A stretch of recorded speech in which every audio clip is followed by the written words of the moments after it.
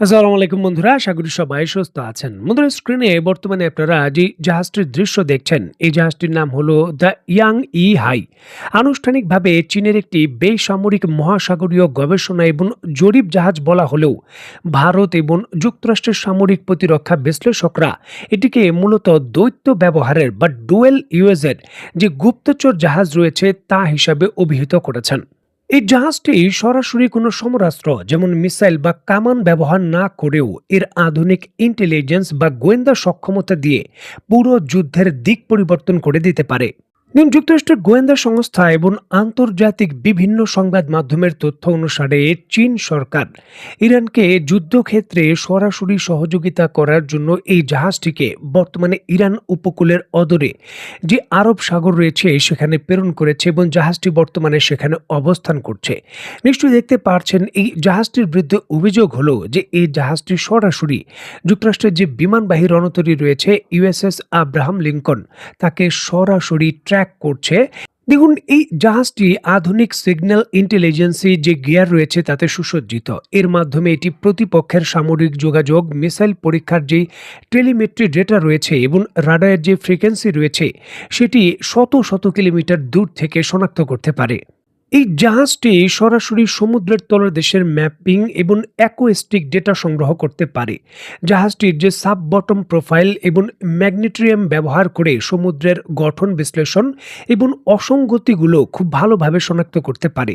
এটি পানির লবণাক্ততার যে থার্মোক্লাইন বা তাপমাত্রার স্তর রয়েছে এবং অ্যাকোস্টিক বা শব্দ তরঙ্গ রয়েছে এই ডেটা সংগ্রহ করে পানির নিচে থাকা সাবমেরিনের নিখুঁত চলাচল শনাক্ত করতে পারে।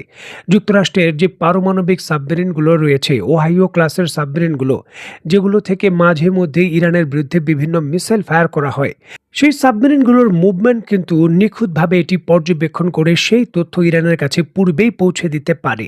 এছাড়াও দূরবর্তী অঞ্চল, বিশেষ করে ধরুন যে 1000 কিলোমিটার দূর থেকে ইরানের ভূখণ্ড লক্ষ্য করে যদি কোনো ব্যালিস্টিক মিসাইল বা ক্রুজ মিসাইল নিক্ষেপ করা হয়, সেটির সাথে সাথে এই জাহাজটি শনাক্ত করে তার যে ট্র্যাজেক্টরি রয়েছে এবং পাথ অফ ওয়ে রয়েছে, কোন উচ্চতা এবং কিভাবে আসছে তা নিখুঁতভাবে শনাক্ত করতে পারে। সবথেকে গুরুত্বপূর্ণ হলো বিশাল সমুদ্রের ভেতর যুক্তরাষ্ট্রের যুদ্ধ জাহাজ এবং যুক্তরাষ্ট্রের বিমানবাহী রণতরীগুলোকে লক্ষ্য করে ইরান যদি ব্যালিস্টিক মিসাইল নিক্ষেপ করে, সেই ব্যালিস্টিক মিসাইলকে গাইডেন্স করতে পারে এর রাডার সিস্টেম।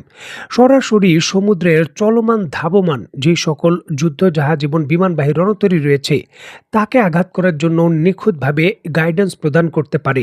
ইউনিট জাহাজগুলো টেকনিক্যালভাবে এতটাই গুরুত্বপূর্ণ তথ্য দিতে পারে, যার জন্য যুক্তরাষ্ট্রের বিমানবাহী রণতরী বর্তমানে আরব সাগর থেকে 350 কিলোমিটার একেবারে ইয়েমেনের উপকূলের দিকে যে রেড সি রয়েছে সেদিকে চলে যেতে বাধ্য হয়েছে।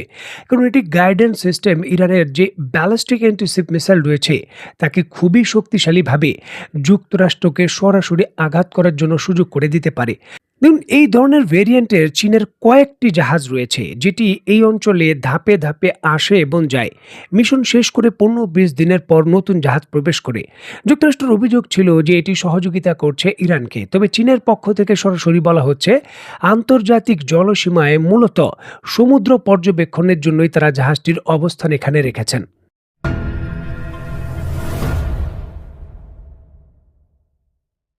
চলমান সামরিক উত্তেজনা এবং ইরানের পক্ষ থেকে হামলা পাল্টা হামলা, ঠিক এমতো অবস্থায় ডোনাল্ড ট্রাম্প তার সামরিক বাহিনীকে স্ট্যান্ডিং অর্ডার দিয়ে রেখেছেন ইরানের সম্পর্কে, এমনটা তিনি দাবি করেছেন। যদিও এই স্ট্যান্ডিং অর্ডার সম্পর্কে বর্তমানে জটিলতা তৈরি হয়েছে।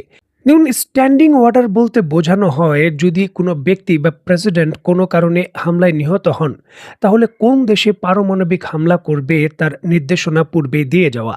ডোনাল্ড ট্রাম্প বলছেন যে ইরানের বিরুদ্ধে সেই নির্দেশনা তিনি তার সামরিক বাহিনীকে দিয়েছেন। তবে এটি বাস্তবায়নের ক্ষেত্রে বহু জটিলতা রয়েছে। দেখুন, যুক্তরাষ্ট্রের 25তম সংশোধনী এবং 1947 সালের প্রেসিডেন্সিয়াল যে সাকসেস অ্যাক্ট অনুযায়ী কোনো কারণে প্রেসিডেন্টের মৃত্যু হলে ক্ষমতা হস্তান্তর স্বয়ংক্রিয়ভাবেই তার উত্তরসূরির কাছে চলে যায়, মানে যিনি ভাইস প্রেসিডেন্ট থাকেন তার কাছে চলে যায়। সেই ক্ষেত্রে বর্তমান ভাইস প্রেসিডেন্ট জেডি ভ্যান্স তাৎক্ষণিকভাবে কমান্ডিং চিফ হিসাবে দায়িত্ব পাবেন এবং যে কোনো ধরনের প্রতিশোধমূলক হামলার চূড়ান্ত সিদ্ধান্ত নেওয়ার যে ক্ষমতা সেটা তার একমাত্র থাকবে। তিনি যদি তখন হামলা করতে বলেন তখনই কিন্তু হামলা করতে পারবে যুক্তরাষ্ট্রের সামরিক বাহিনী। এই ক্ষেত্রে ডোনাল্ড ট্রাম্প পূর্বে কী নির্দেশনা দিয়ে গেলেন সেটা বিবেচ্য বিষয় নয়। তবে এই জিনিসটা ভিন্ন যে ডোনাল্ড ট্রাম্প যদি ভাইস প্রেসিডেন্টকে এই বিষয়ে সম্মতি পূর্বেই আদায় করতে পারেন বা এখনই এটা নিশ্চিত করতে পারেন যে এটা তার অনুপস্থিতিতে এটা তাকে করতে হবে, এবং যদি জেডি ভ্যান্স সম্মতি দেন সেটা ভিন্ন বিষয়। তবে এই ক্ষেত্রে এই ধরনের স্টেটমেন্ট দেওয়া খুবই বিপজ্জনক একটা বিষয় দেখছেন সামরিক বিশেষজ্ঞরা। দেখুন, যুক্তরাষ্ট্র বলেন বা রাশিয়া বলেন বা চীনের প্রেসিডেন্ট, এই ধরনের উচ্চ পর্যায়ের যারা ব্যক্তি রয়েছেন তাদের কোনো ক্ষয়ক্ষতি হওয়ার বিষয়টা বিশ্বের জন্য মোটেও কিন্তু স্বস্তি দেওয়া কোনো কিছু হবে না, কারণ এগুলো সুপার পাওয়ার দেশ এবং পরমাণু ভারী অস্ত্রে সুসজ্জিত। যুক্তরাষ্ট্রের প্রেসিডেন্ট ডোনাল্ড ট্রাম্প প্রেসিডেন্ট হিসাবে ঠিক যেইভাবে তার উপর হামলার বিষয়গুলো এবং এই কথাগুলো এইভাবে স্টেটমেন্ট দিচ্ছেন, এর পূর্বে যুক্তরাষ্ট্রের কোনো প্রেসিডেন্টের ক্ষেত্রে এই ধরনের স্টেটমেন্ট দেওয়ার নজির নেই। এবং যেইভাবে পারমাণবিক অস্ত্র বা শক্তিশালী অস্ত্র ব্যবহারের যে স্টেটমেন্ট দেওয়া হচ্ছে সরাসরি বা পক্ষান্তরে যুক্তরাষ্ট্রের সমরাস্ত্র ব্যবহারের ক্ষেত্রে বা এই পারমাণবিক অস্ত্র ব্যবহারের ক্ষেত্রে এই ধরনের ঝুঁকিপূর্ণ স্টেটমেন্ট দেওয়ার বিষয়ে গত 30 থেকে 40 বছরের মধ্যেও তেমন নেই।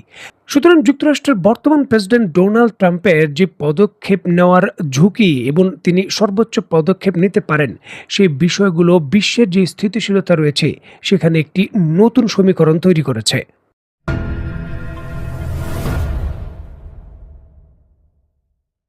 যুক্তরাষ্ট্রের প্রেসিডেন্ট ডোনাল্ড ট্রাম্প তার বাহিনীকে স্ট্যান্ডিং অর্ডার দিয়েছেন এমনটা অভিযোগ করা হচ্ছে বা এমনটা স্টেটমেন্ট দেওয়া হচ্ছে। স্ট্যান্ডিং অর্ডার দেওয়া হয়েছে ইরানের বিরুদ্ধে, যেটি একটি বড় ধরনের সামরিক হুমকি হিসাবে বিবেচ্য। প্রশ্ন হলো যে এই ধরনের স্ট্যান্ডিং অর্ডারের পর ইরানের মন্তব্য কী এবং ইরান বিষয়টা কী ভাবছে। দেখুন, এই ইস্যুকে কেন্দ্র করেও ইরানের পররাষ্ট্র মন্ত্রণালয় আনুষ্ঠানিকভাবে স্টেটমেন্ট দিয়েছে। আমরা শুরু থেকেই বলছি, প্রতিশ্রুতির বদলে প্রতিশ্রুতি। আমরা ততক্ষণ পর্যন্ত আমাদের প্রতিশ্রুতিগুলো বাস্তবায়ন করব যতক্ষণ অপর পক্ষ তাদের প্রতিশ্রুতির প্রতি অঙ্গীকারবদ্ধ থাকবে। বাস্তবে আমরা তা দেখেছি, যেখানে অপর পক্ষ চুক্তি লঙ্ঘন করেছে আমরাও আমাদের প্রতিশ্রুতি বাস্তবায়ন করিনি। কেউ ইসলামিক রিপাবলিক অফ ইরানকে প্রতিশ্রুতি ভঙ্গের দায়ে অভিযুক্ত করতে পারে না। সব ক্ষেত্রেই আমাদের এবং অপর পক্ষের দায়িত্ব এবং কঠিন, স্পষ্ট এবং একটি নথিপত্রের মাধ্যমে প্রমাণ করা সম্ভব যে অপর পক্ষ বিভিন্ন অজুহাতে এই সমঝোতা স্মারকের বিভিন্ন অংশ লঙ্ঘন করেছে।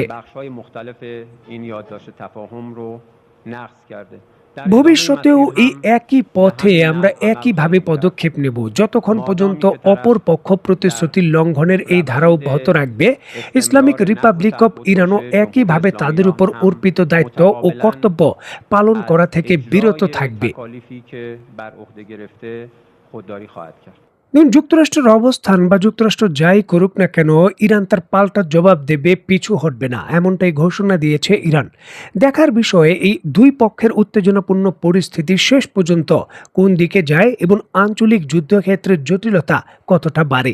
তো বন্ধুরা, আজকের মতো বিদায়। নতুন কোনো ভিডিও নিয়ে আবার দেখা হবে। সেই পর্যন্ত সবাই ভালো থাকবেন, সুস্থ থাকবেন এবং বাংলাদেশকে ভালোবাসবেন। আল্লাহ হাফেজ।